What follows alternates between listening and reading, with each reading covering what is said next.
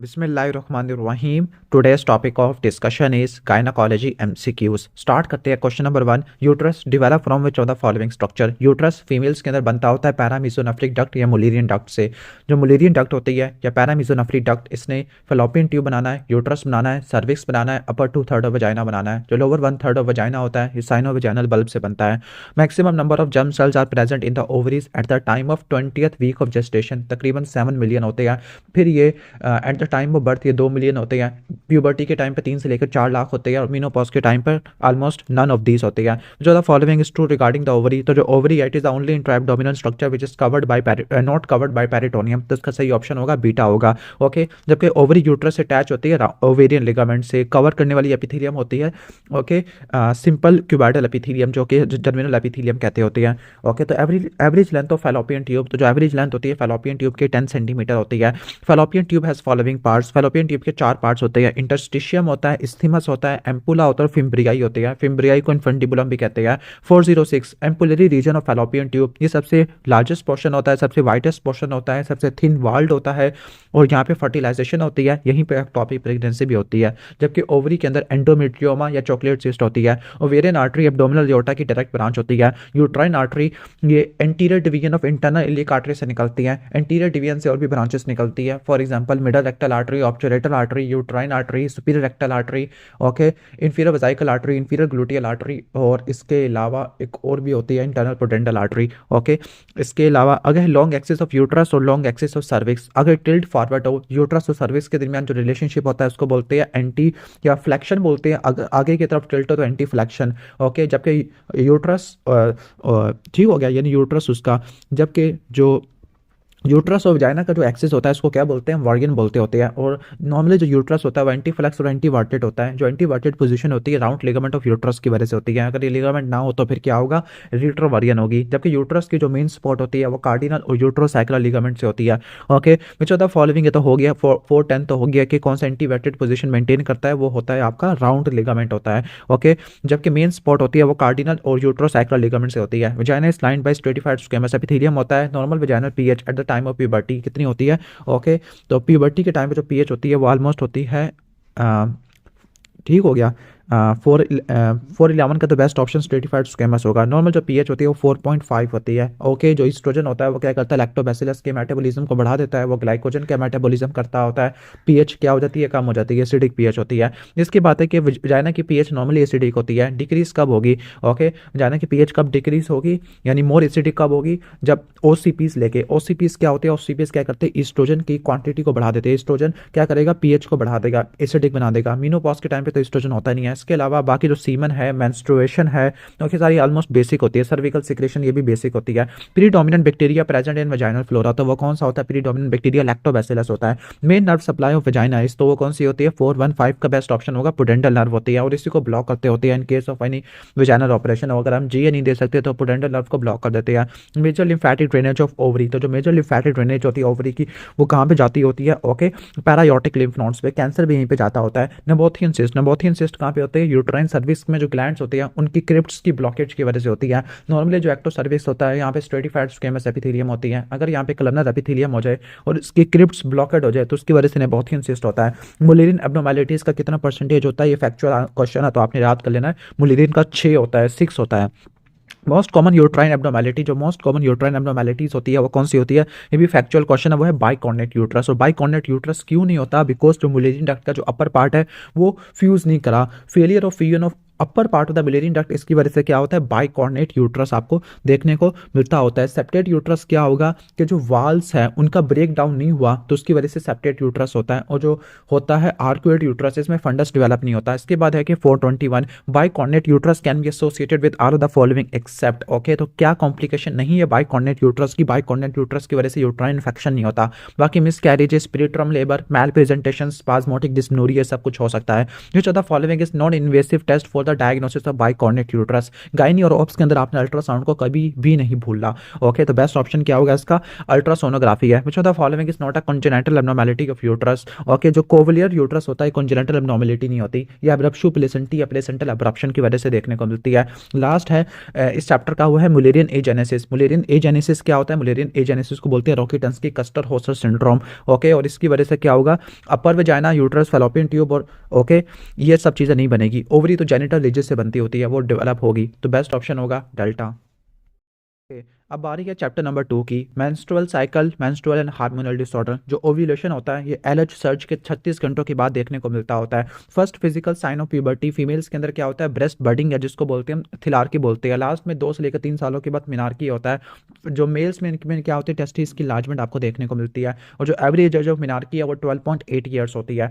आगे next question पे चलते हैं। जो प्रोलिफेरेटिव फेस होता है ये एस्ट्रोजन पे होता है, जबकि सिक्रेटरी फेस ये प्रोजेस्टेरॉन पे डिपेंड करता होता है, और ये प्रोजेस्टेरॉन कॉर्पस लुटियम से आएगा। ओके, 428 पे आ जाती है जो प्रीकॉशियस प्यूबर्टी है। 8, 9 या 98 को रट्टा मार सकते हो। 8, 9 मतलब फीमेल्स में 8 साल से पहले और मेल्स में 9 साल से पहले प्यूबर्टी आ जाए, इसको प्रीकॉशियस प्यूबर्टी कहते हैं। और अगर 14 साल तक अगर सेकेंडरी सेक्सुअल कैरेक्टरिस्टिक्स नहीं आए तो उसको डिलेड प्यूबर्टी कहते हैं। 16 साल तक अगर मेंसेस स्टार्ट नहीं हुए तो उसको बोलते हैं हम प्राइमरी एमेनोरिया कहते होते हैं। Okay, most common cause of delayed puberty तो क्या होता है? डिलेड प्यूबर्टी का मोस्ट कॉमन काज क्या होता है? Constitutional growth delay. Primary amenorrhoea already explain कर चुका हूं, failure to start menses by the age of 16 years. लेकिन अगर सेकेंडरी सेक्सुअल कैरेक्टरिस्टिक्स नॉर्मल होनी चाहिए, अगर नॉर्मल नहीं है तो 14 साल तक आपने प्राइमरी एमेनोरिया लेबल करना है। आगे चलते हैं 430 पे चलते हैं। ओके, 430 में है कि ओके अब उसके मेंसेस अभी तक स्टार्ट नहीं हुए और नॉर्मल सेकेंडरी सेक्सुअल कैरेक्टरिस्टिक्स है। देखो प्राइमरी एमेनोरिया के लिए 16 साल तक आपने याद रखना होता है। 431 पे आ जाते हैं। प्राइमरी एमेनोरिया की पेशेंट है, सेकेंडरी सेक्सुअल कैरेक्टरिस्टिक्स नॉर्मल है। दैट मींस कि ईस्ट्रोजन या तो हाइपोथैलेमिक पिट्यूटरी ओवेरियन एक्सिस से प्रोड्यूस हो रहा है या फिर ईस्ट्रोजन टेस्टोस्टेरोन की कन्वर्जन की वजह से प्रोड्यूस हो रहा है, लेकिन यूट्रस एब्सेंट है। दैट मींस कि मुलेरियन एजेनेसिस है। ओके, ठीक हो गया। यूट्रस क्या है? एब्सेंट है। ओके, तो क्या होगा? मुलेरियन ओके एजेनेसिस पॉसिबल हो सकता है। ओके, लेकिन अब आपने डिफरेंशिएट कैसे करना होता है? किस तरह से डिफरेंशिएट करना है? यानी अगर ये सेम कंडीशन है कि फीमेल, एक तो मुलेरियन एजेनेसिस हो सकता है या फिर दूसरा एक और भी चीज़ हो सकती है, वो है आपका like androgen insensitivity syndrome. Okay, तो जो मुलेरियन एजेनेसिस होता है उसमें जो कैरियोटाइप होगा वो 46XX होगा, यानी ओरिजिनली जेनेटिकली वो क्या होगी? वो फीमेल होगी। लेकिन अगर वो क्या हो, जेनेटिकली वो मेल हो तो उसको बोलते हैं एंड्रोजन इनसेंसिटिविटी सिंड्रोम। यानी जो एंड्रोजन इनसेंसिटिविटी सिंड्रोम है ये मेल सूडो हर्माफ्रोडाइट में आता है, और जो फीमेल सूडो हर्माफ्रोडाइट है उसमें कॉन्जेनाइटल एड्रीनल हाइपरप्लेजिया इंक्लूड हो जाएगा। उम्मीद है कि आपको समझ आ गया होगा, अगर नहीं आया तो वीडियो को रिवर्स कर लेना। तो यूट्रस अगर एब्सेंट है, ये सब कंडीशंस है, तो 2 ही पॉसिबिलिटी होती है, एंड्रोजन इनसेंसिटिविटी सिंड्रोम या फिर मुलेरियन एजेनेसिस। मुलेरियन एजेनेसिस में 46XX होता है, जबकि एंड्रोजन इनसेंसिटिविटी सिंड्रोम में 46XY होता है। ओके, क्वेश्चन नंबर 432 पे चलते हैं। ओके, एक्सटर्नल जेनिटेलिया एम्बिगुअस है, फीमेल है, यानी फीमेल सूडो हर्माफ्रोडाइटिज्म है। सूडो हर्माफ्रोडाइटिज्म का मतलब है कि जो गोनेड्स है और इंटरनल जेनिटेलिया ये तो फीमेल वाले है, लेकिन एक्सटर्नल जेनिटेलिया ये आपको कौन सा नजर आ रहा है? ओके, ठीक हो गया। ये आपको कौन सा नजर आ रहा है? एक्सटर्नल जेनिटेलिया मेल वाला नजर आ रहा है। तो एक ही पॉसिबिलिटी बताई थी, वो था कॉन्जेनाइटल एड्रीनल हाइपरप्लेजिया की विजुअलाइजेशन हो गया। कॉन्जेनाइटल एड्रीनल हाइपरप्लेजिया क्यों होता है, क्या रीजन थी? इसका एंड्रोजेनिटल सिंड्रोम भी कहते हैं। 21 बीटा हाइड्रोक्सिलेज एंजाइम नहीं होता, 17 हाइड्रोक्सी प्रोजेस्टेरोन का लेवल ज़्यादा हो जाता है। इंटरनल जेनिटेलिया गोनेड तो फीमेल वाले हो गए, लेकिन जो एक्सटर्नल जेनिटेलिया होगा ये मेल वाला होगा, एम्बिगुअस होगा। नेक्स्ट आगे चलते हैं। प्राइमरी एमेनोरिया है, सेकेंडरी सेक्सुअल कैरेक्टरिस्टिक्स डेवलप नहीं हो पा रहे। दैट मींस कि या तो मसला हाइपोथैलेमिक पिट्यूटरी ओवेरियन एक्सिस का है। अब आपने देखना है कि यहाँ पे 2 पॉसिबिलिटी है, या तो आइसोलेटेड गोनाडोट्रोफिन डेफिशिएंसी है या प्रीमेच्योर ओवेरियन फेल्योर है। ओके, अगर प्रीमेच्योर ओवेरियन फेल्योर है, देखो यहाँ पे कीमोथेरेपी की हिस्ट्री दी हुई है। प्रीमेच्योर ओवेरियन फेल्योर और गोनाडोट्रोफिन डेफिशिएंसी, इन दोनों को डिफरेंशिएट करने के लिए क्या करते हैं? इन दोनों को डिफरेंशिएट करने के लिए हम क्या करेंगे? हार्मोनल लेवल कराएंगे LH-FSH। अगर LH-FSH रह जाए तो ये प्राइमरी प्रीमेच्योर ओवेरियन फेल्योर है, और अगर LH-FSH कम है दैट मींस गोनाडोट्रोफिन डेफिशिएंसी है, आइसोलेटेड गोनाडोट्रोफिन डेफिशिएंसी है, जिसको बोलते हैं कैलमैन सिंड्रोम। इसमें आपको हाइपोस्मिया भी देखने को मिलता होता है। ओके, तो जल्दी जल्दी आगे चलते हैं। उम्मीद है कि क्वेश्चन नंबर 433 समझ आ गया होगा। इसका बेस्ट ऑप्शन क्या होगा? Premature ovarian failure. 434 पे आ जाती है। Secondary sexual characteristics well develop है, कॉज क्या नहीं हो सकता? Kallmann syndrome. कैलमैन सिंड्रोम में सेकेंडरी सेक्सुअल कैरेक्टरिस्टिक्स डेवलप नहीं हो पाते, फॉर एग्जांपल ब्रेस्ट एनलार्जमेंट। क्यों? क्योंकि गोनाडोट्रोफिन की डेफिशिएंसी होता है, एनोस्मिया भी देखने को मिलता है। ओके, मुलेरियन एजेनेसिस का डायग्नोस केस है तो वेजाइनोप्लास्टिक का प्रेफर करनी है शादी से पहले, क्योंकि शादी के टाइम पर इंटरकोर्स होगा जिसकी वजह से स्कारिंग वगैरह प्रिवेंट हो जाएगी, रिपेयर खराब हो जाएगा। इंसिडेंस ऑफ टर्नर सिंड्रोम, तो आपने रट्टा मार लेना है। टर्नर सिंड्रोम का जो इंसिडेंस होता है वो कितना होता है? 1 in 2500 होता है। 437 है। टर्नर सिंड्रोम में क्या नहीं होता? टर्नर सिंड्रोम में शॉर्ट स्ट्रेचर होता है, टाल हाइट नहीं होता। Short stature, webbed neck, horseshoe kidney, wide space nipple, coarctation of aorta, wide carrying angle होता है। ओके, अब सवाल आ रही है सेकेंडरी एमेनोरिया के। अब सेकेंडरी एमेनोरिया के साथ पेशेंट आया और साथ DNC हुई हुई है, इवैक्यूएशन एंड क्यूराटाज हुआ हुआ है। इवैक्यूएशन और क्यूराटाज की वजह से अगर आपने ज़्यादा कर लिया, एग्रेसिव कर लिया, और बेजालिस लेयर को भी आपने क्या कर दिया? क्यूराटाज कर लिया, तो उसकी वजह से क्या होता है? इंट्रा यूट्राइन एडियन होती है, इंट्रा यूट्राइन एडियन की वजह से सेकेंडरी एमेनोरिया होगा, this is called Asherman syndrome.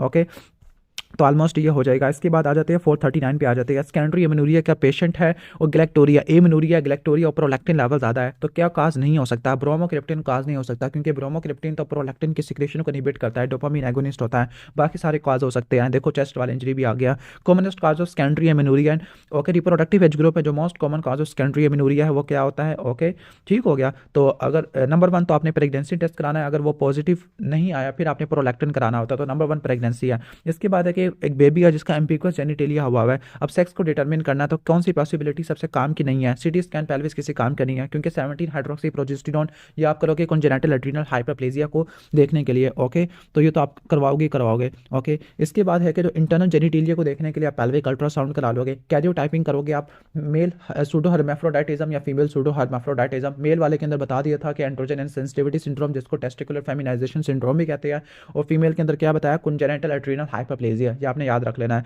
ठीक हो गया, ओके।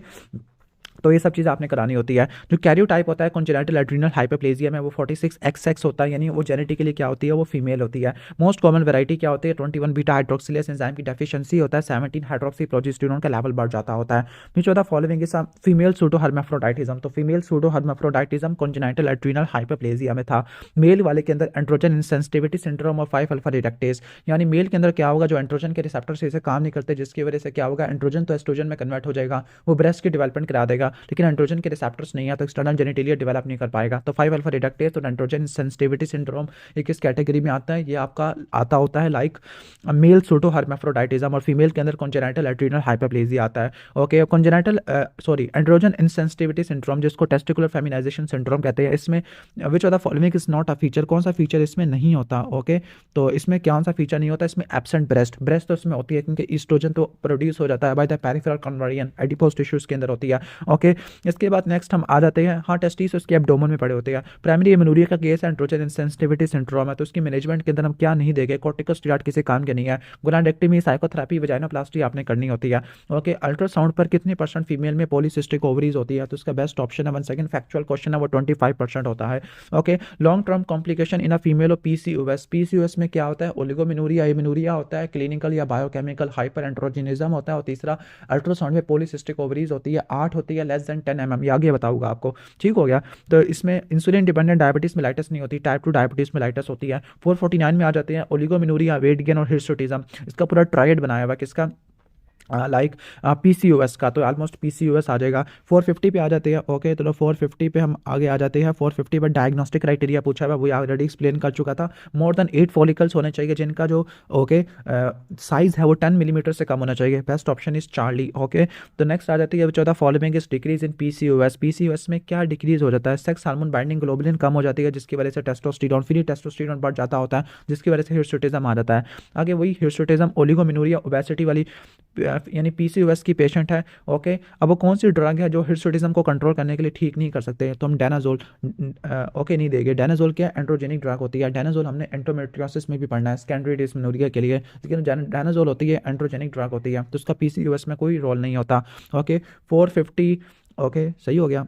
तो बेस्ट ऑप्शन क्या होगा, 452 का डायनाजोल हो जाएगा। इसके बाद लास्ट है कि यहाँ पर कि एक 24 ईयर ओल्ड वुमेन है, 3 साल से मैरिड है, कंसीव नहीं कर पा रही, पॉलीसिस्टिक ओवेरियन सिंड्रोम है, तो जो बेस्ट है वो क्लोमिफेन सिट्रेट है, ओवुलेशन इंडक्शन प्रोटोकॉल, लेकिन अगर से ठीक नहीं हो रहा, लेप्रोस्कोपिक ओवेरियन ड्रिलिंग, एफएसएच भी कर सकते हैं, मेटफॉर्मिन भी इस्तेमाल कर सकते हैं, ओके। अब आ रही है question number 3, chapter number 3, sorry, disorder of menstrual bleeding. तो जो एचएमबी होता है, हैवी मेंस्ट्रुअल ब्लीडिंग या मीनोरेजिया, अगर ब्लीडिंग 80 से ज़्यादा हो, जो एवरेज ब्लड लॉस होता है एक मेंसेस में वो 47 तक होता है, ओके। इसके बाद नेक्स्ट क्वेश्चन पे आ जाती है, हैवी मेंस्ट्रुअल ब्लीडिंग का पेशेंट है तो क्या काज नहीं हो सकता, heavy menstrual bleeding, okay, PCOS की वजह से नहीं हो सकती। पीसीओएस में तो आपको वो देखने को मिलता है, ओलिगोमेनोरिया, मेनोरिया देखने को मिलता है, ओके। 456 में चलते हैं। 456 में हैवी मेंस्ट्रुअल ब्लीडिंग है, पेल है और यूट्रस का साइज अभी नॉर्मल है, मतलब एंडोमेट्रियल हाइपरप्लेजिया, पॉलिप, कैंसर वगैरह नहीं है, तो सबसे पहली कौन सी इन्वेस्टिगेशन कराओगे, एचएमबी वाले पेशेंट में वो होगा सीबीसी, टू क्वांटिफाई हीमोग्लोबिन, कितना हीमोग्लोबिन कम हुआ है, ओके। उसके बाद नेक्स्ट है कि एक पेशेंट हैवी मेंस्ट्रुअल ब्लीडिंग है, एंडोमेट्रियल बायोप्सी किया जिसके अंदर आपको ब्लीडिंग ऑफ एंडोमेट्रियल ओरिजिन या डिसफंक्शनल यूट्राइन ब्लीडिंग मिला है, तो इसका बेस्ट ट्रीटमेंट क्या होगा। एचएमबी वाले पेशेंट पे आपने क्या देना होता है, ओके, HMB वाले पेशेंट में अब देखो उसमें फाइब्राइड और मैलिग्नेंसी वगैरह नहीं है, ओके। और यहाँ पे हैवी मेंस्ट्रुअल ब्लीडिंग है, तो जो फर्स्ट ऑप्शन होगा वो LNG होगा, LNG IUD या लीवन और गैस्ट्रल इंट्रा यूट्राइन सिस्टम या इंट्रा यूट्राइन डिवाइस भी दे सकते होते हैं। और जो LNG होता है कितने परसेंट तक ब्लड लॉस कम कर देता है, 95% तक कम कर देता है, ओके। ठीक हो गया। अब इससे बाद ना इसके बाद आपका और भी आएगी, ट्राइनेक्सामिक एसिड है वो 50% तक कम कर देगा, ओके। इसके अलावा जो मेफिनेमिक एसिड होता है 30% तक कम कर देता है ब्लड लॉस को। तो ये आपने फैक्चुअल क्वेश्चंस को देख लेना होता है, ओके। तो यहाँ पर बेस्ट ऑप्शन क्या होगा, एंडोमेट्रियल ऑरिजिन के लिए क्या होगा, LNG होगा, 95% तक ब्लड लॉस को कम कर देती है। क्वेश्चन नंबर 459 पे आ जाती है, okay. Heavy okay first menstrual cycle है, उसमें क्लॉट्स और ब्लीडिंग इतने ज़्यादा आ रही है कि उसको 20 पैड्स तक चेंज करने पड़ रहे हैं, पहली दफ़ा इतनी ज़्यादा स्टार्ट हुई है। और HBB 5 कराना है। अगर फर्स्ट मीनारकी पे इतना ज़्यादा देखने को मिले तो आपने पहले क्या कराना है, कोगुलेशन प्रोफाइल कराना है। CBC तो करा लिया, फिर कोगुलेशन प्रोफाइल कराना है, क्योंकि वॉन विलिब्रियन डिजीज़ भी इसका काज हो सकता होता है। क्लियर, ठीक हो गया। तो 459 का बेस्ट ऑप्शन क्या होगा, ये वाला जो आपको मैंने बता दिया है, okay. Coagulation disorder, von Willebrand disease को रूल आउट करना है, ओके। इसके बाद हम आ जाते हैं 460 पे आ जाते हैं, ओके। तो जो 460 है, ओके 460 पे आ जाते हैं। 460 में है कि हैवी मेंस्ट्रुअल ब्लीडिंग के साथ प्रेजेंट हुआ है, ट्रांसवैजिनल अल्ट्रासाउंड इज अनरिमार्केबल, लेकिन वो कंसीव करना चाह रही है। अगर वो कंसीव करने वाला ऑप्शन ना होता तो मैं LNG करता, लेकिन यहाँ पे कंसीव करना चाह रही है, तो अब कौन सा हम यहाँ पे देंगे, ओके। LNG जब प्रेफर करते, जब कहने का मतलब जब वो फैमिली को कंप्लीट कर चुके हैं, लेकिन अब वो कंसीव करना चाह रही है, तो नेक्स्ट सेकंड लाइन आपकी कौन सी होगी, ट्राइनेक्सामिक एसिड, जो कि एंटीफिब्रिनोलिटिक होती है, 50% तक ब्लड लॉस को कम कर देती है। मेंस्ट्रुअल साइकिल में आप इसको देते होते हैं, ओके। इसके बाद नेक्स्ट हम आगे आ जाते हैं, okay. She wants to conceive, ये हो जाएगा, ओके। अच्छा ये हो जाएगा। 461 पे आ जाते हैं, 461। तो 461 में है कि अब 45 year old para 1 heavy menstrual bleeding है लास्ट 5 मंथ से, ओके। ठीक हो गया। लेकिन पेल्विक अल्ट्रासाउंड में जो थिकनेस है वो 1.5 है। जो कितनी थिकनेस होती है, 0.4 सेंटीमीटर, आपने याद रख लेना, ये कट ऑफ वैल्यू होती है एंडोमेट्रियल थिकनेस की, ओके। अब देखो इसकी एज 30 ईयर्स है, ओके। ठीक, सॉरी 30 ने 45 ईयर्स है, दैट मीन्स एंडोमेट्रियल कैंसर या एंडोमेट्रियल हाइपरप्लेजिया वगैरह हो सकता है। तो इसको रूल आउट करने के लिए आपने क्या कराना है, एंडोमेट्रियल बायोप्सी करनी है। अगर आपको एंडोमेट्रियल थिकनेस आपको ज़्यादा मिलती होती है। इंडिकेशन ऑफ एंडोमेट्रियल बायोप्सी आपने जरूर पढ़ लेना, किताब से MCQ में आता होता है। एंडोमेट्रियल बायोप्सी किसी चीज़ को डायग्नोस नहीं कर सकता होता, ओके। एंडोमेट्रियल बायोप्सी एंडोमेट्रियोसिस को नहीं कर सकता। एंडोमेट्रियोसिस में तो एंडोमेट्रियल टिश्यू यूट्रस से बाहर पड़ा होता है, तो उसके लिए आप क्या कराते हो, हिस्टोपैथोलॉजी, MRI कराते हैं, लैप्रोस्कोपी कराते होते हैं, ओके। क्लियर, सही हो गया। तो एंडोमेट्रियोसिस नहीं होगा। इसके बाद है कि heavy menstrual bleeding last 3 month से है, ultrasound of the pelvis is normal, ultrasound pelvis बिल्कुल नॉर्मल खड़ा हुआ है, which of the following is first line of the treatment, जो first line of the treatment for heavy menstrual bleeding, okay. जो आपने याद रख लेनी है, ओके। वो क्या होती है, वो प्रोस्टाग्लैंडिन सिंथेटेस इनहिबिटर होते हैं, ओके। वो कौन सी प्रोस्टाग्लैंडिन सिंथेटेस इनहिबिटर है, वो है मेफिनेमिक एसिड है। ये 30% तक ब्लड लॉस को कम कर देता है। कैसे कम करता है, ये थ्रोम्बोक्सिन की क्वांटिटी को बढ़ा देता है। थ्रोम्बोक्सिन क्या होता है, ये वेजो कंस्ट्रक्टर के तौर पर काम आता होता है, ओके। 464 पे आ जाती है, ओके। तो कौन से ड्रग का साइड इफेक्ट सही से मैच किया गया है, ओके। ठीक हो गया। तो जो बेस्ट जो मैच किया गया है वो है एक्नी, वो है डायनाजोल। यानी जो डायनाजोल है ये एंड्रोजेनिक ड्रग होती है, इसका जो साइड इफेक्ट है एक्नी है। डायनाजोल आपने कहाँ पढ़ना है, secondary dysmenorrhoea due to endometriosis है।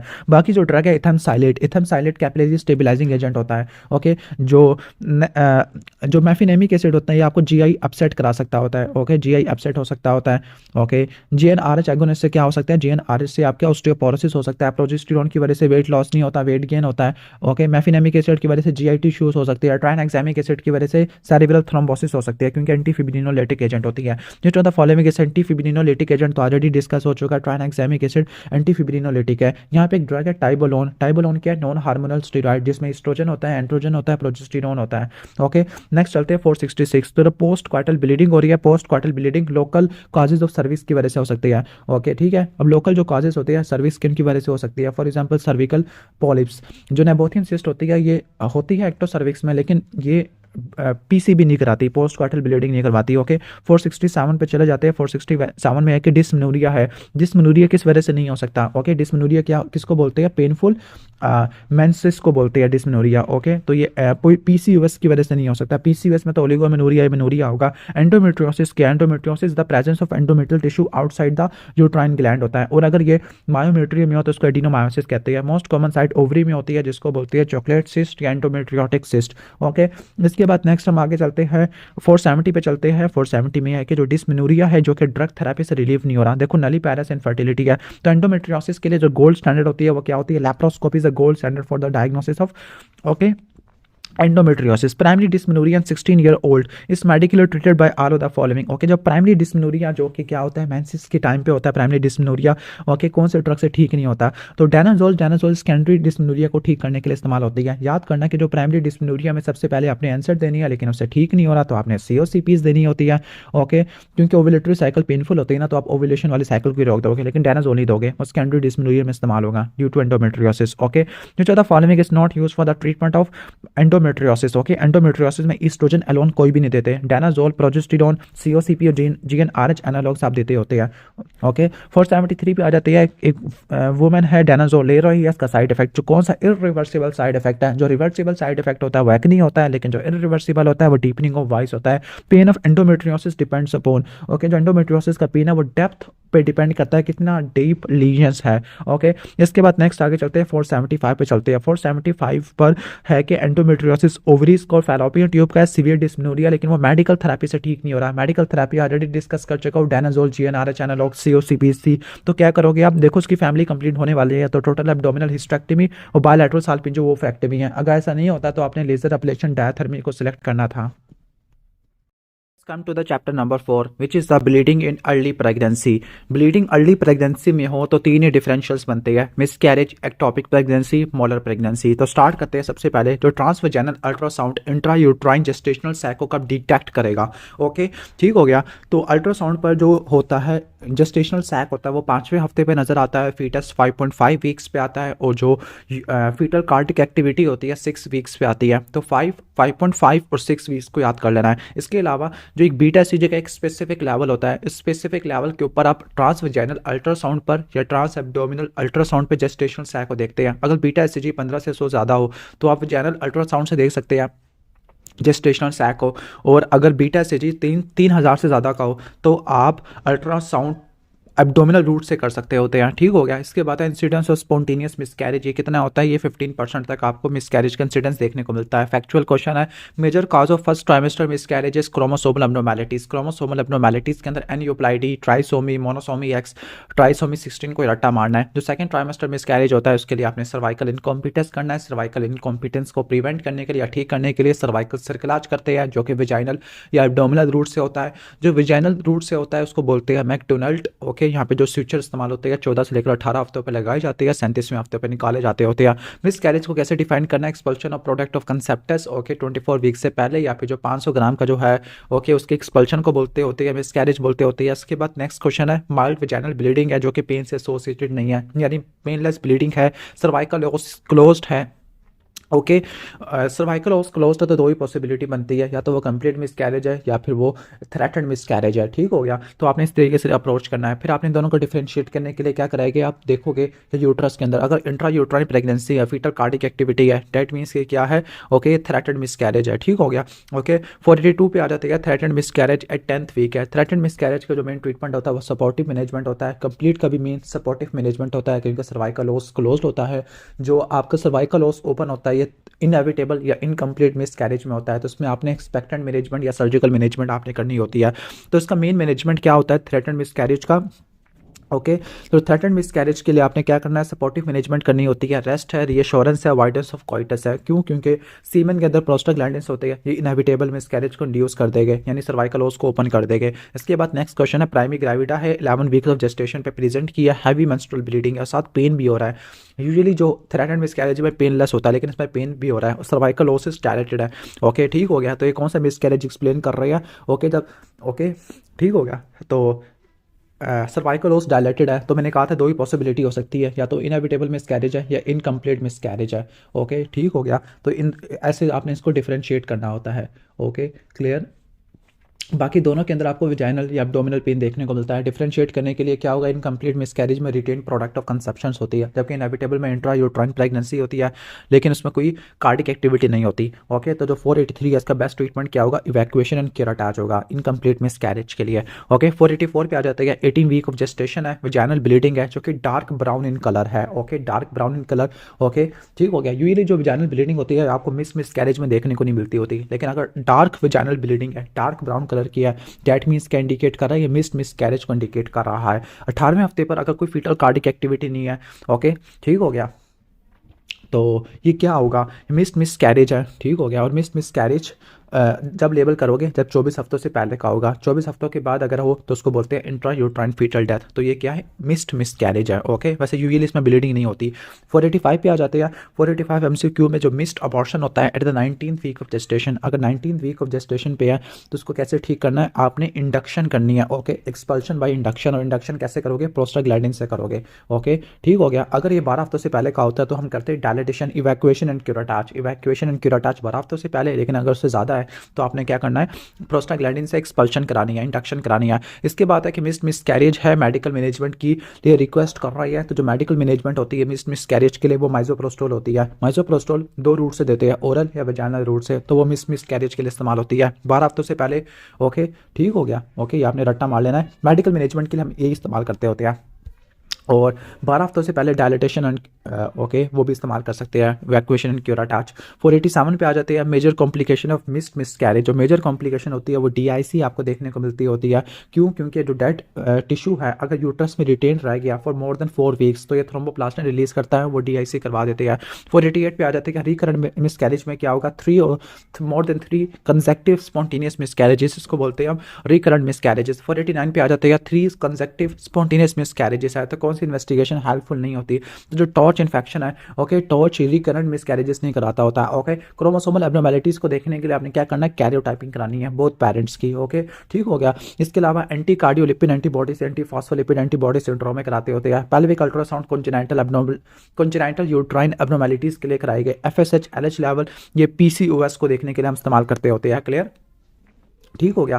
तो ऑलमोस्ट ये आ जाएगा, विच of the following procedure is not a cause of cervical incompetence. तो सर्वाइकल इनकॉम्पिटेंस किस वजह से नहीं हो सकती, कौन बायोप्सी से हो सकती है, सर्वाइकल एम्पुटेशन की वजह से हो सकती है, लेकिन सर्वाइकल कॉटराइजेशन की वजह से नहीं हो सकती। सर्वाइकल कॉटराइजेशन एक माइनर प्रोसीजर है, यहाँ पर क्या होगा, ओके, यहाँ पर सर्वाइकल इनकॉम्पिटेंस नहीं होगी। 491 पे आ जाते हैं, तो सर्वाइकल सर्कुलाज था, मैकडोनल्ड सूचर था, कब अप्लाई करते हैं। ओके, तो ऑलरेडी मैं एक्सप्लेन कर चुका हूँ, 14 से लेकर 18 हफ्तों पे करते होते हैं, उसको निकालते कब है, ओके, 37 वीक्स पे निकालते हैं। 492 पे आ जाते हैं, अब प्राइमरी ग्रेविटा है कंसीव्ड कर गई है after tubal surgery. Okay, tubal surgery, okay, tubal surgery fallopian tube की सर्जरी है। ओके, और आपको लग रहा है कि एक्टोपिक प्रेगनेंसी की तरफ सिनेरियो लेके जा रहा है।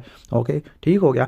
तो आगे देखो, 8 वीक ऑफ एक मिनूरिया। एक्टोपिक प्रेगनेंसी में जो मेन प्रेजेंटिंग कंप्लेन होती है वो एब्डोमिनल पेन होता है। मिस कैरेज में आपको विजाइनल ब्लीडिंग देखने को मिलती है।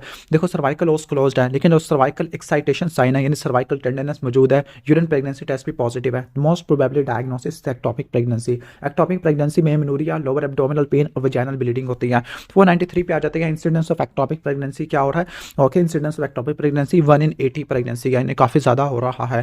तो चौथा, following is not a risk factor for ectopic pregnancy. तो जो एक्टोपिक प्रेगनेंसी होती है बैरियर मेथड और कॉन्ट्रासेप्शन से नहीं होती। पेल्विक इन्फ्लेमेटरी डिजीज की वजह से हो सकती है। पेल्विक इन्फ्लेमेटरी डिजीज जो फैलोपियन ट्यूब के सिलिया को डैमेज कर देता है। ट्यूबल सर्जरी या स्कारिंग प्रोड्यूस करेगी ट्यूबल ल्यूमिन पर। यूट्राइन कॉन्ट्रासेप्टिव डिवाइस इन्फेक्शन करा सकती है। ओके, यानी ये सब कंडीशन से क्या करती है, ये ट्यूब के पेरिस्टालसिस को कम कर देती है, जिसकी वजह से क्या होगी, एक्टोपिक प्रेगनेंसी होगी। Most common, okay, site of ectopic pregnancy, जो most common site of ectopic pregnancy क्या होती है, okay, most common site is ampullary region of fallopian tubes, यहीं पे होती है। फर्टिलाइजेशन भी इधर ही होती है और इधर ही एक्टोपिक प्रेगनेंसी वगैरह आपको देखने को मिल सकती होती है। तो एक्टोपिक प्रेगनेंसी वाला काफी इंपॉर्टेंट टॉपिक है। ओके, ठीक हो गया। इन एक्टोपिक प्रेगनेंसी में जो इम्प्लांटेशन होता है वो नॉर्मल यूट्राइन कैविटी से बाहर देखने को मिलता होता है।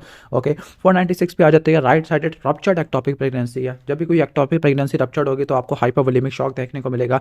ओके, तो बेस्ट मैनेजमेंट क्या होगा, तो अगर क्लिनिकली अनस्टेबल है तो आपने क्या करना है, इमरजेंसी है तो उसको आपने लेप्रोटमी करना और साल्पिंजेक्टमी करनी होती है। मेडिकल और कंजर्वेटिव थेरेपी का कोई फायदा नहीं होता। 497 पे आ जाते हैं, which of the following is not a criteria for medical management of tubal pregnancy. Okay, ठीक हो गया।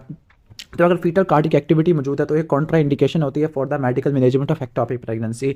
ओके, तो अगर फीटल कार्डिक एक्टिविटी कभी भी आपने नहीं करना। बाकी अनरप्चर्ड है, साइज ऑफ सैक 4 मिलीमीटर से कम होना चाहिए, बीटा एसिडी 3000 से कम होना चाहिए, एब्सेंट हीमोपेरिटोनियम है। Drug use for the medical management of ectopic pregnancy. तो मेडिकल मैनेजमेंट में जो ड्रग इस्तेमाल होती है वो कौन सी होती है, मीथोट्रेक्सेट इस्तेमाल होती है। 50 डोज आपने याद रख लेनी है और ये इंट्रामस्कुलर रूट से दी जाती होती है। ओके, सही हो गया। 491 में आ जाते हैं, अनरप्चर्ड एक्टोपिक प्रेगनेंसी है, मीथोट्रेक्सेट दी गई है, क्या इसका साइड इफेक्ट इफेक्ट नहीं हो सकता। ओके, तो कार्डियोटॉक्सिसिटी मीथोट्रेक्सेट की वजह से नहीं होती। फोटोसेंसिटिविटी, एब्डोमिनल की पेन, कंजंक्टिवाइटिस, स्टोमेटाइटिस हो सकता है। अब फीमेल जो कि स्मोकर है, ओके, उसमें क्या सारी गायनाकोलॉजिकल प्रॉब्लम हो सकती है, कौन से नहीं हो सकती। ओके, तो जो फाइब्रॉइड यूट्रस है उसका स्मोकिंग से ताल्लुक नहीं होता। ओके, ठीक हो गया, क्योंकि जो फाइब्रॉइड होता है ये एस्ट्रोजन डिपेंडेंट ट्यूमर होता है। ओके, और जो फीमेल जो स्मोकिंग करती है उसमें एस्ट्रोजन की डेफिशिएंसी होता है। ओके, और इसके अलावा उनमें ना मीनोपॉज भी जल्दी आ जाता है, जिसकी वजह से एस्ट्रोजन की डेफिशिएंसी होगी और फाइब्रॉइड यूट्रस नहीं होगा स्मोकर्स वाले में। बाकी कैंसर वगैरह, अर्ली मीनोपॉज, ये सब कुछ हो सकता है।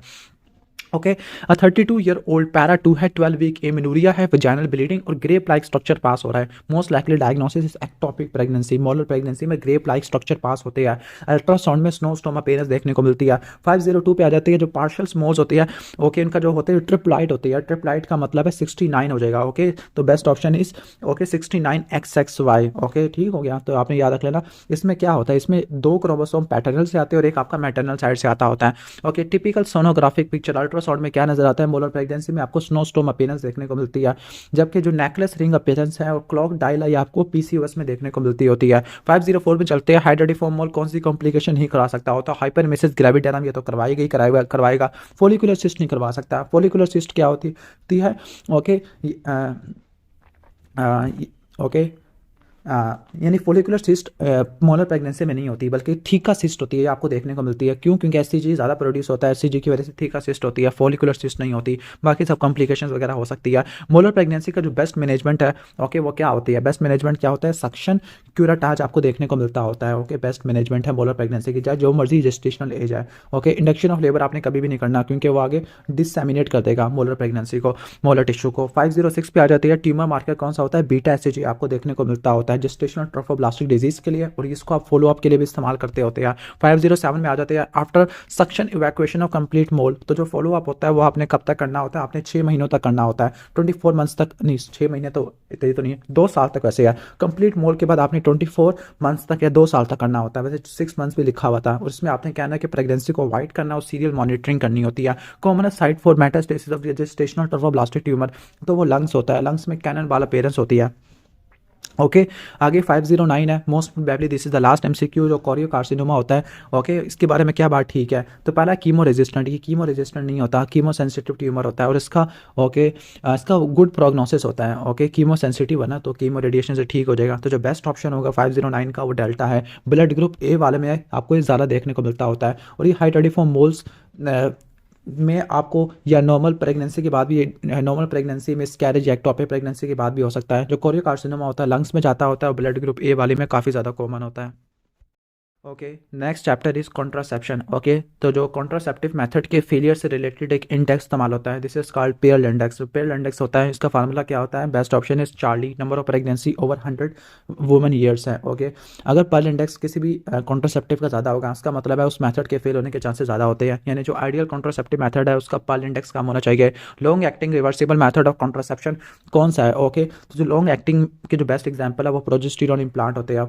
लॉन्ग एक्टिंग रिवर्सिबल मेथड में क्या होता है कि आपको जो एडमिनिस्ट्रेशन है 1 महीने में लेस देन 1 करना पड़े, यानी 1 महीने में 1 से कम दफ़ा एडमिनिस्टर करना पड़े, तो इसमें प्रोजेस्टेरॉन के इंजेक्शन आ जाते हैं, इम्प्लांट आ जाता है। इम्प्लांट में एग्जांपल होती है नेक्सप्लानोन, या इंट्रा यूट्राइन कॉन्ट्रासेप्टिव डिवाइस आ जाती है, कॉपर टी, LNG, IUS वगैरह आ जाती है। जो वेजेक्टमी और फीमेल स्टेरिलाइजेशन है ये नॉन रिवर्सिबल मेथड होते हैं, जबकि कॉन्डम्स और COCP शॉर्ट एक्टिंग मेथड होते हैं। ठीक हो गया, तो लॉन्ग एक्टिंग रिवर्सिबल मेथड हम पढ़ रहे थे।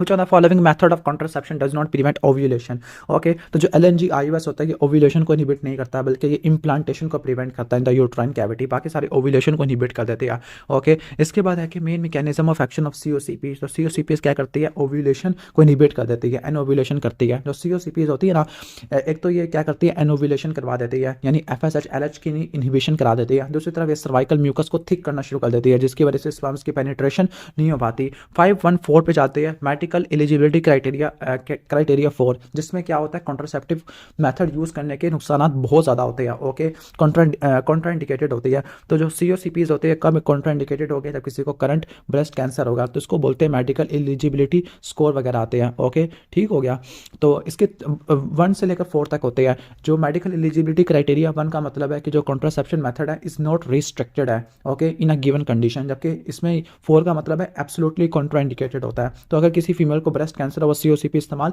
नहीं कर सकती। बाकी और क्या कॉन्ट्राइंडिकेशन होती है, अगर किसी को MI की करंट या पास हिस्ट्री है, DVT की हिस्ट्री है, ओके, सेरेब्रोवास्कुलर एक्सीडेंट, स्ट्रोक है, हाइपरटेंशन है, वास्कुलर डिजीज है, BP ज़्यादा है, एज 35 साल से ऊपर की है, स्मोकिंग है, तो इसमें आपने ये इस्तेमाल नहीं करना COCPs। ओके, उसके बाद 32 ईयर ओल्ड P2 फीमेल है, एंटी एपिलेप्टिक ड्रग कार्बामेज़ेपिन ले रही है। ओके, ठीक हो गया, यानी उसको एपिलेप्सी या कार्बामेज़ेपिन ले रही है, तो उसके साथ कौन सा कॉन्ट्रासेप्टिव मेथड अच्छा होगा? तो best option is LNG IUS, जो क्योंकि कार्बामेज़ेपिन क्या लीवर एंजाइम इंड्यूसर होता है। ओके, तो अगर आप COCP इस्तेमाल करोगे तो ये क्या करेगी, उनके मेटाबॉलिज्म को बढ़ा देगी। ओके, लेकिन LNG IUS इसका मेटाबॉलिज्म लीवर के अंदर नहीं होता, ये लोकली काम करता है। 516 पे चलती है। ओके, COCP इस्तेमाल कर रही है तो कौन सी एंटीबायोटिक इसकी एफिशिएंसी को कम कर सकती है? वो ड्रग जो कि लीवर के मेटाबॉलिज्म को इंड्यूस करेगी। एक तो हमने कार्बामेज़ेपिन पढ़ा और दूसरा आपने रिफेम्पिन पढ़ना है, ये दोनों लीवर के मेटाबॉलिज्म को इंड्यूस करती होती है।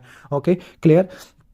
इसके बाद नेक्स्ट आ जाते हैं 517 के अंदर, तो इसमें है कि COCP इस्तेमाल कर रही है, उसके साइड इफेक्ट के बारे में क्या, यानी COCP के साइड इफेक्ट में क्या चीज़ शामिल होती है? तो COCP में आपको अनएक्सपेक्टेड ब्लीडिंग आपको देखने को मिल सकती है, 15% पेशेंट्स में आपको देखने को मिल सकती है, अनएक्सपेक्टेड वजाइनल ब्लीडिंग वगैरह हो सकती है। ओके, ठीक है, आगे चलते हैं 518 पे चलते हैं। 518 okay, weight gain mainly progesterone की वजह से होता है। ओके, मूड के इफेक्ट ये भी प्रोजेस्टेरॉन की वजह से होता है। COCP इस्तेमाल कर रही है। ओके, तो कौन सा इसका नॉन कॉन्ट्रासेप्टिव हेल्थ बेनिफिट नहीं है? ओके, तो जो COCPs होते हैं ये ब्रेस्ट और सर्वाइकल कैंसर को बढ़ा देते हैं। ओके, तो जो सर्वाइकल कैंसर कम नहीं होगा बल्कि ज़्यादा हो जाएगा, बाकी सबके लिए इस्तेमाल कर सकते हैं।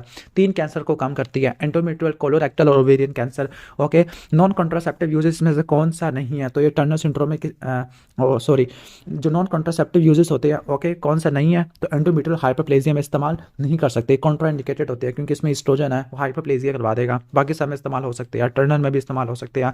ओके, एक फीमेल है ब्रेस्ट फीडिंग कर रही है अपने बेबी की, कौन सा बेस्ट मेथड है कॉन्ट्रासेप्शन का? तो यहाँ पर क्या होगा, प्रोजेस्टेरॉन ओनली पिल्स। ओके, ये डज नॉट इंटरफेयर, ये इंटरफेयर नहीं करती मिल्क की प्रोडक्शन के साथ। ओके, तो बेस्ट चॉइस यही होती है। मिल्क कॉन्डम भी अच्छे चॉइस होते हैं लेकिन इफेक्टिव मेथड यही है LNG। और LNG IUS इस एज में हम इस्तेमाल नहीं कर सकते। ओके, ठीक हो गया। LNG IUS वैसे थोड़ी लेटर एज में हम इस्तेमाल करते होते हैं HMB वाले में, तो बेस्ट ऑप्शन क्या होगा, प्रोजेस्टेरॉन ओनली पिल्स हम आते होते हैं। ओके, इसके बाद हम आ जाते हैं 521 पे आ जाते हैं। ओके, एक फीमेल है जो कि COCP इस्तेमाल कर रही है। Okay, she has forget to take 2 pills consecutively. Okay, तो 2 पिल्स लेना भूल गई after using pills for 5 days. Okay, तो वो क्या करे बैठ के? ओके, तो और इसका अनप्रोटेक्टेड सेक्सुअल इंटरकोर्स था, तो best option is emergency contraception ले। ओके, ठीक है, मिस्ड पिल्स ले और बैरियर मेथड इस्तेमाल करे for the next 7 days. Okay, अगर पहले हफ्ते में, अगर उसने पहले हफ्ते में दवाई लेना शुरू किया और 2 दिन मिस हो गई है, ओके, तो मैक्सिमम चांस ऑफ कॉन्सेप्शन, यानी कॉन्सेप्शन होने के चांसेस ज़्यादा होते हैं, कॉन्ट्रासेप्शन के चांसेस कम है। कॉन्सेप्शन यानी फर्टिलाइजेशन होने के चांसेस ज़्यादा है, तो आपने इमरजेंसी कॉन्ट्रासेप्टिव पिल्स लेनी है, इमरजेंसी कॉन्ट्रासेप्टिव मेजर्स करनी है। ओके, मिस्ड पिल्स लेनी है और कॉन्डम आपने इस्तेमाल करने हैं फॉर द नेक्स्ट 7 डेज। ये फर्स्ट हफ्ते में आपने ज़रूर इमरजेंसी कॉन्ट्रासेप्शन बाद में देनी होती है। ओके, इसके बाद नेक्स्ट है कि 23 year old women is using progesterone only pills, तो क्या उसका साइड इफेक्ट नहीं हो सकता प्रोजेस्टेरॉन ओनली पिल्स से? तो हेपेटाइटिस वगैरह नहीं हो सकता, बाकी सब चीज़ें हो सकती है, irregular vaginal bleeding, follicular cyst, weight gain, acne वगैरह हो सकता है। ओके, एक फीमेल है, पैरा 2 है, कॉन्ट्रासेप्टिव मेथड इस्तेमाल कर रही है। ओके, जो कि इसकी फर्टिलिटी को रिस्टोर कर दे इमीडिएटली। ओके, तो कौन सा बेस्ट होगा? ओके, तो जो बेस्ट होगा वो प्रोजेस्टेरॉन इम्प्लांट्स हो गए, जो सिंगल रोड प्रोजेस्टेरॉन इम्प्लांट है, नेक्स्ट प्लानोन है। इसमें क्या होता है, ईटन और गैस्ट्रेल होता है, 3 साल तक इस्तेमाल कर सकते हैं, तो इसको सब डर्मिली डालते हैं above the medial epicondyle. Okay, under the local anaesthesia. ठीक हो गया, तो इसमें क्या होती है? ओके, और जब इसको रिमूव करेंगे तो फॉरन फर्टिलिटी क्या हो जाएगी, रिस्टोर हो जाएगी, तो ये आपने याद रख लेने हैं। जो डिपो-प्रोविरा या डिपोट मेट्रोक्सी प्रोजेस्टेरॉन एसीटेट होता है, ओके, उसको रिपीट करना चाहिए। Okay, every 2 month. ओके, ठीक है, डिपो-प्रोविरा का इंजेक्शन है हर 3 महीनों के बाद ऐसे लगाना चाहिए। Sorry, best option is D, 3 months के बाद लगाना चाहिए फॉर इफेक्टिव कॉन्ट्रासेप्शन। जो दूसरा है नोरिस्टीरेट आपने हर 2 महीनों के बाद लगवाना होता है। ओके, 525 पे चलते हैं। LNG IUS इस्तेमाल कर रही है, तो इसका कौन सा नॉन कॉन्ट्रासेप्टिव यूज़ नहीं होगा? ओके, तो जो नॉन कॉन्ट्रासेप्टिव यूज़ इसका नहीं होगा वो decrease the size of fibroid होते हैं। ओके, ये इसका नॉन कॉन्ट्रासेप्टिव एडवांटेज नहीं है LNG IUS का।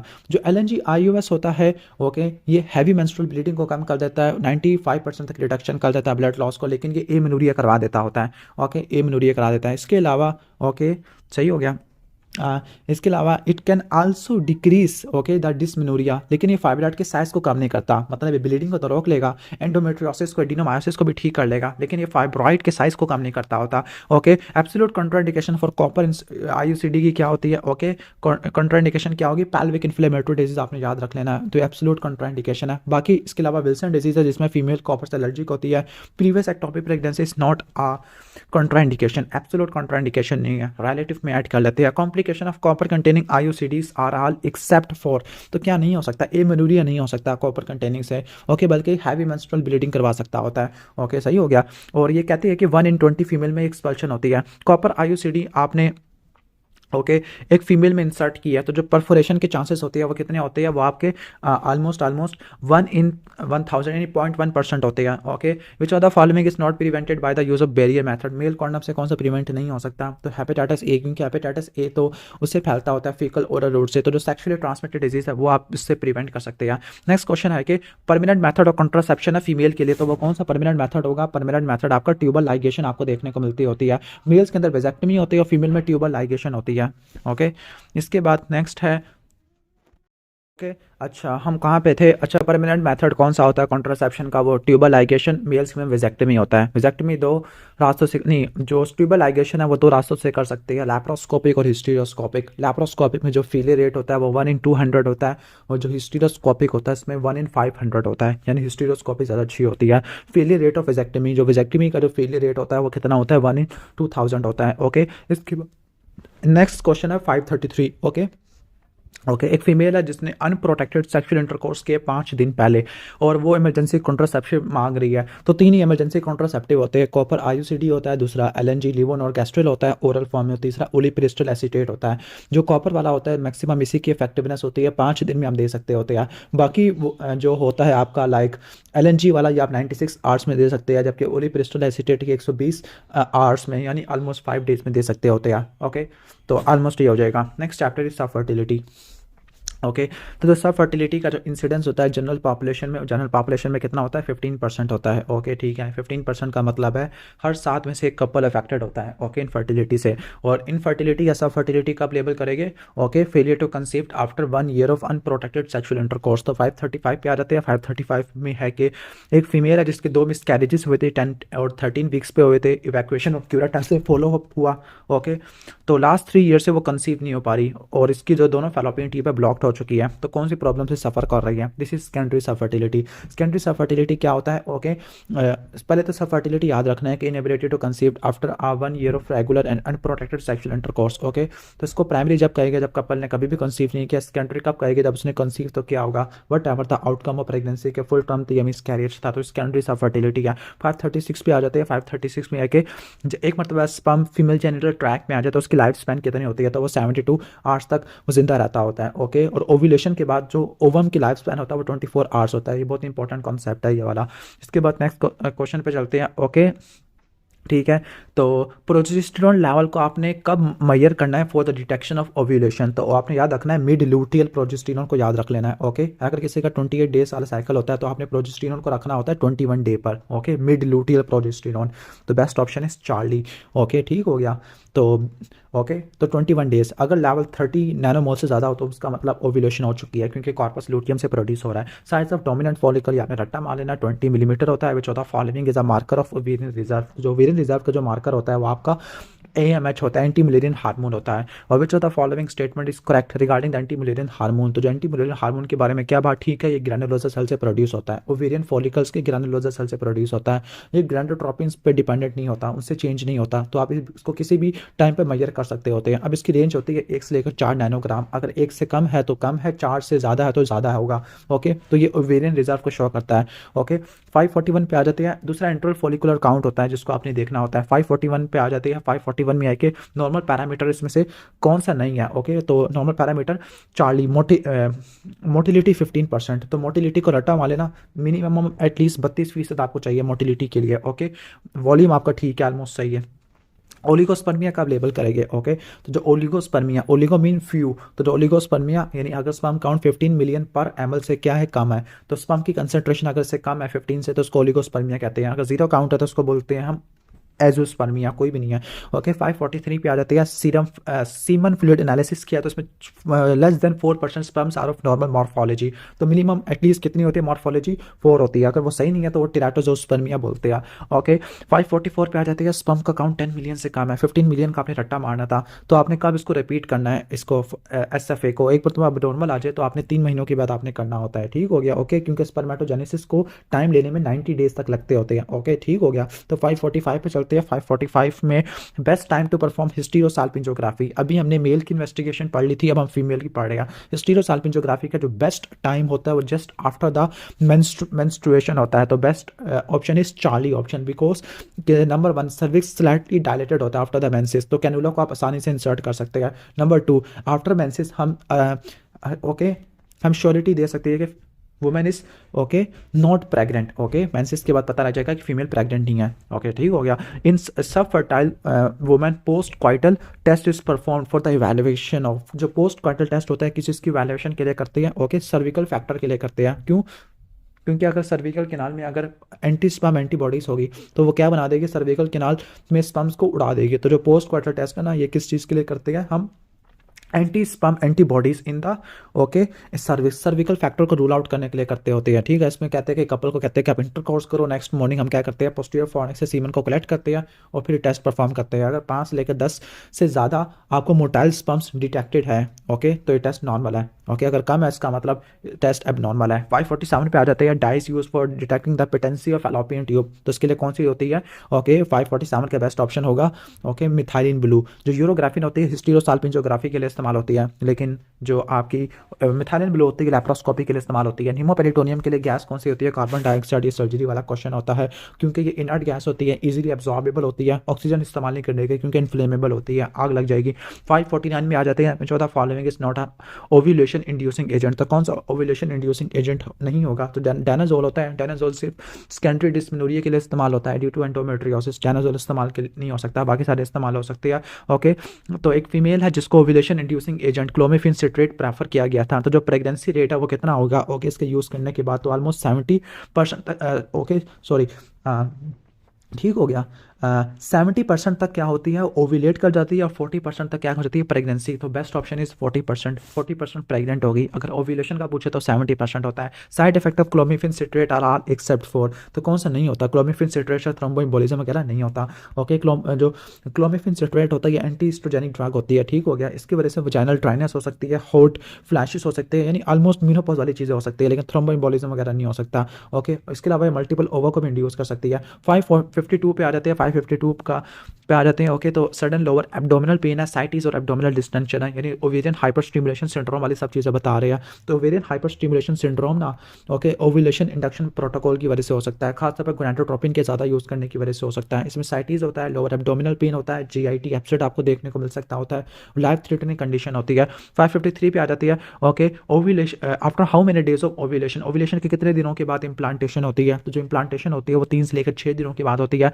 प्राइमरी इनफर्टिलिटी के लिए असेस हो रहे हैं, एंटी स्पर्म एंटीबॉडीज सर्विक्स में प्रेजेंट है, सर्विकल फैक्टर है ओके 5 से लेकर 10 मैंने बताया था स्पर्म्स, इससे ज़्यादा होना चाहिए तो वो नॉर्मल होता है ओके टेस्ट। 554 का बेस्ट ऑप्शन क्या होगा ओके अगर एंटीबॉडीज है तो आपने इंट्रा यूट्राइन इंसेमिनेशन आपने करना होता है। ठीक हो गया। डायरेक्टली स्पर्म को यूट्रस में एंटर कर देंगे।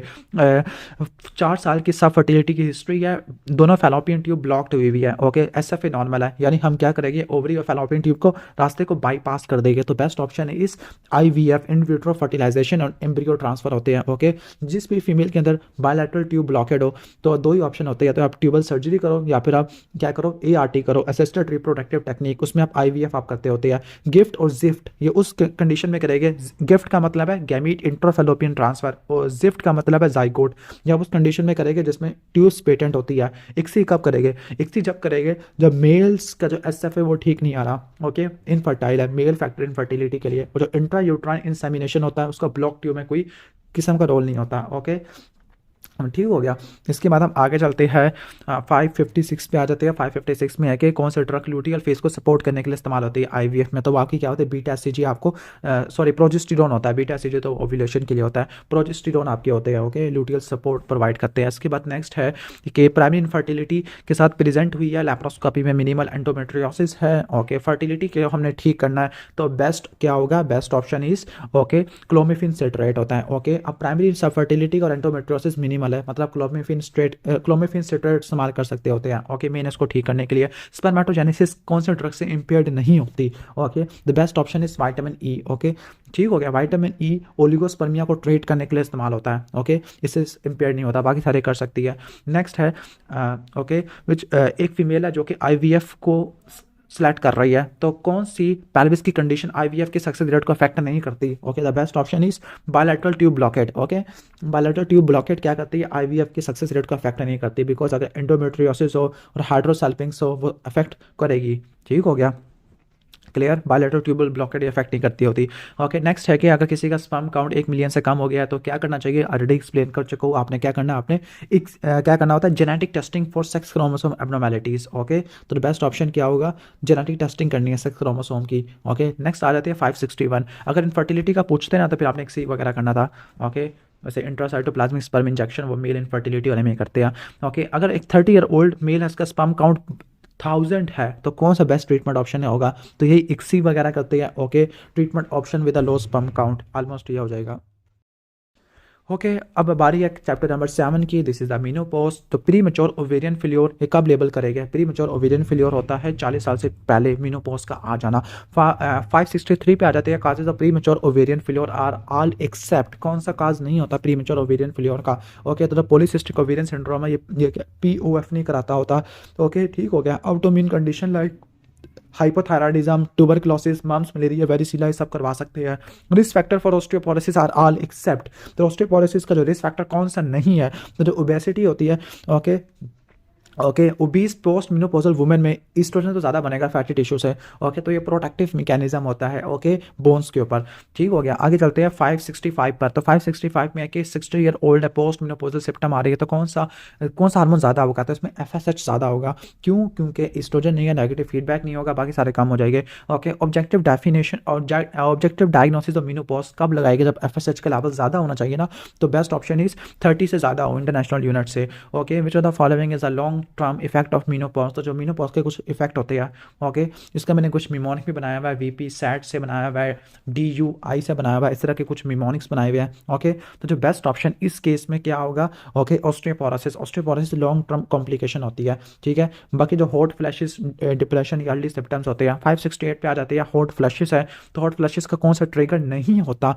ओके। तो जो एक्सरसाइज होती है ये हॉट फ्लैशेस को इंड्यूस नहीं करती, बाकी सारे कैफीन स्मोकिंग कर सकती होती है। BMI देखो अब 36 kg पर मीटर स्क्वायर है, यानी BMI क्या काफ़ी ज़्यादा BMI है ओके, ठीक हो गया। तो BMI कम होने की वजह से कौन सी कॉम्प्लिकेशन नहीं होगी, तो BMI कम होने की वजह से सर्वाइकल कैंसर नहीं होगा, बल्कि ये प्रोटेक्टिव होता है ओके, ठीक हो गया। यानी अगर क्या होगा कि अगर हम BMI कम करेंगे पोस्ट मेनोपॉजल वुमेन में, ठीक हो गया, तो वेजोमोटर सिस्टम भी क्या हो जाएगा, वेजोमोटर सिस्टम भी कम हो जाएंगे due to decrease in adipose tissue, ठीक हो गया okay. Breast cancer, endometrial cancer भी कम हो जाएगा। 570 पे चलते हैं okay. 570 which of the following is natural oestrogen, जो नेचुरल ईस्ट्रोजन होता है ये एस्ट्राडायोल होता है, बाकी सारे सिंथेटिक होते हैं ओके। जो इथिनाइल एस्ट्राडायोल होता है, याद करना ये COCB में इस्तेमाल होता है। 571 में आ जाते हैं, सिवियर हॉट फ्लैशेस है, 46 की है ओके। एब्डोमिनल हिस्टेक्टमी और बायलैटरल साल्पिंजोफ्रेक्टमी ऑलरेडी हो चुकी है ड्यू टू HMB ओके, ठीक हो गया। तो मोस्ट अप्रोप्रिएट हार्मोनल थेरेपी कौन सी होगी, अब हम HRT की तरफ आ रहे हैं। अब देखो यहाँ पर अब तो उसकी यूट्रस निकल चुकी है, तो हम ईस्ट्रोजन अकेले दे सकते होते हैं ओके। यानी किसी की यूट्रस नहीं है तो जो HRT कौन सी देंगे, ईस्ट्रोजन वाली देंगे। अगर यूट्रस है तो ईस्ट्रोजन के साथ प्रोजेस्टेरोन भी देंगे, ताकि एंडोमेट्रियल हाइपरप्लेजिया और कैंसर वगैरह ना हो ओके, ठीक हो गया। तो हार्मोनल थेरेपी कॉन्ट्राइंडिकेटेड नहीं है, ईस्ट्रोजन हम अकेला दे सकते होते हैं, क्लियर। इसके बाद है COCPs हम क्यों नहीं दे सकते, क्योंकि ओके, क्योंकि जो HRT होता है इसमें एथिनाइल एस्ट्राडायोल होता है, जो कि थ्रोम्बोएम्बोलिज्म को बढ़ा देता होता है ओके, ठीक हो गया, clear. As compared to oestradiol valerate जो कि नेचुरल ईस्ट्रोजन होता है जो कि एचआरटी में होता है। यानी एचआरटी में कौन सा ईस्ट्रोजन होता है? एस्ट्राडायल होता है, जो कि थ्रोम्बोएम्बोलिज्म नहीं कराता। लेकिन जो सीओसीपी वाला ईस्ट्रोजन होता है वो इथेनॉल एस्ट्राडायल होता है, वो थ्रोम्बोएम्बोलिज्म करवा सकता होता है। ओके, एब्डोमिनल हिस्टेक्टमी के बाद फॉलोअप के लिए फीमेल आई है। ओके, इसकी मास्टेक्टमी भी हो चुकी है due to carcinoma of breast का, she is increase risk of osteoporosis है। ओके, ठीक हो गया। देखो हिस्टेक्टमी ऑलरेडी हो चुकी है। ओके, तो best option for the prevention of osteoporosis, अभी हुआ नहीं ऑस्टियोपोरोसिस, प्रिवेंशन के लिए। ओके, तो बेस्ट ऑप्शन क्या होगा? बेस्ट ऑप्शन इज बिसफॉस्फोनेट होगा। अब इसमें एचआरटी क्यों कॉन्ट्राइंडिकेटेड है? क्योंकि इसको प्रीवियस ब्रेस्ट कैंसर की हिस्ट्री है। ओके, ठीक हो गया। तो एक ब्रेस्ट कैंसर की हिस्टेक्टमी कह रहा हूँ, मास्टेक्टमी ऑलरेडी हो चुकी है। ओके, तो ऑस्टियोपोरोसिस को प्रिवेंट करने के लिए, यानी ये फैमिली हिस्ट्री ब्रेस्ट कैंसर की है तो एचआरटी इस्तेमाल नहीं करनी, तो ऑस्टियोपोरोसिस को प्रिवेंट करने के लिए बिसफॉस्फोनेट आपने देने होते हैं। इसके बाद नेक्स्ट है कि हिस्टेक्टमी 3 साल पहले हो चुकी है, अब उसको हॉट फ्लैशेज हो रहे हैं, यानी पोस्ट मेनोपॉजल सिम्पटम है, बीएमआई देखो ज़्यादा है, कोलेस्ट्रॉल भी ज़्यादा है। ओके, तो best route of administration of HRT इस केस में क्या होगा? ओके, तो जो बेस्ट रूट होगा वो होगा ट्रांसडर्मल रूट होगा। ओके, क्योंकि इसमें फर्स्ट पास मेटाबॉलिज्म नहीं होता, लीवर में मेटाबॉलिज्म नहीं हो पाएगा। ओके, तो लीवर में लिपिड का मेटाबॉलिज्म पे कोई इफेक्ट नहीं पड़ेगा क्योंकि इसका कोलेस्ट्रॉल बढ़ा हुआ है, और ये भी सेक्स हार्मोन थे। कॉम्प्लिकेशन ऑफ एचआरटी की कौन सी कॉम्प्लिकेशन नहीं होती? एचआरटी की वजह से ऑस्टियोपोरोसिस नहीं होता।